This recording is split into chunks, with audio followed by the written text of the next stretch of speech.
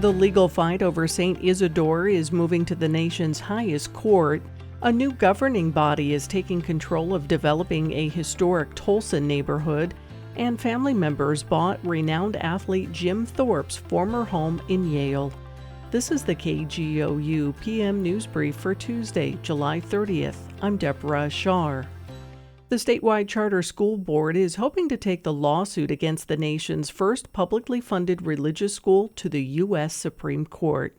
State Impact's Beth Wallace reports the Attorney General is calling the board's move blatant hostility towards religious liberty. In June, the Oklahoma Supreme Court ruled the contract of St. Isidore of Seville Catholic Virtual Charter School was unconstitutional, siding with Oklahoma Attorney General Gentner Drummond, who brought the case.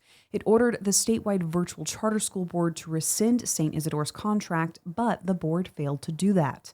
The statewide Charter School Board took over the duties of the preceding board when it dissolved. At its Tuesday meeting, that board voted to appeal the decision of the state Supreme Court to the U.S. Supreme Court and tabled the agenda item to act on rescinding St. Isidore's contract until after the case concludes.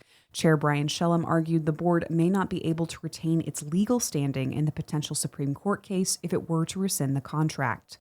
The move conflicts with a directive from Drummond, who told the board earlier this month his office would serve as the board's legal counsel and follow the order to rescind the contract. The board voted to refuse that counsel and retain its own. For State Impact, I'm Beth Wallace. The OKC City Council won't be calling for a ceasefire in Gaza, at least not in the immediate future.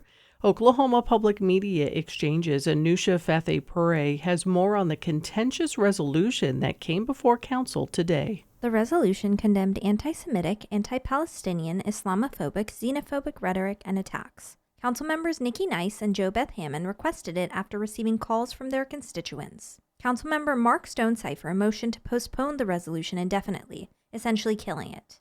But before voting, Mayor David Holt allowed public comment. Audrey Hendricks is a Ward 8 resident who spoke in favor of the resolution.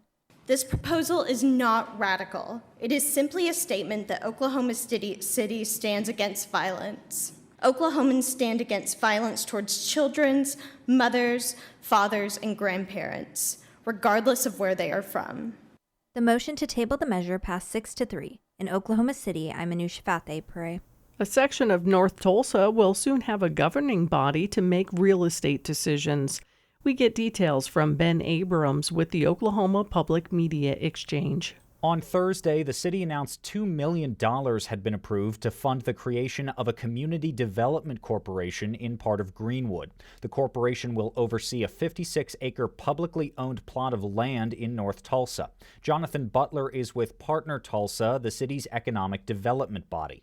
The goal of this CDC is really to be the decision maker, the steward of the land. They make the determinations about what will happen on the property. A Greenwood CDC is part of the city's Kirkpatrick Heights Greenwood Master Plan, an initiative to redevelop sections of the historic neighborhood.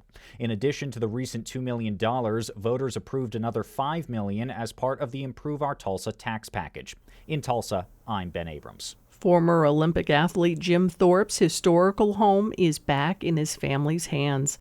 Oklahoma Public Media Exchange's Kate Kelly has that story. The Oklahoma Historical Society has sold Jim Thorpe's former home to his grandchildren through the Thorpe Family Foundation.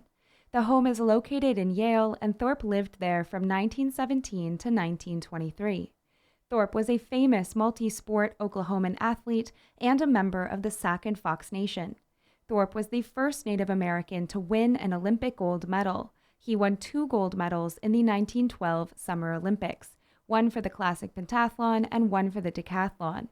Though his medals were revoked for breaking the amateur competitor rules of the time, they were eventually restored to him after his death.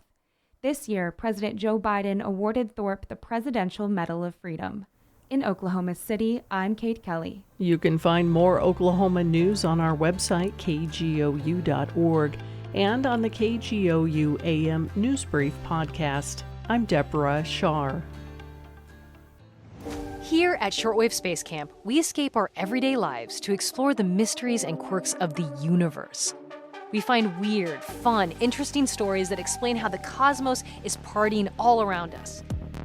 From stars to dwarf planets to black holes and beyond, we've got you. Listen now to the Shortwave podcast from NPR.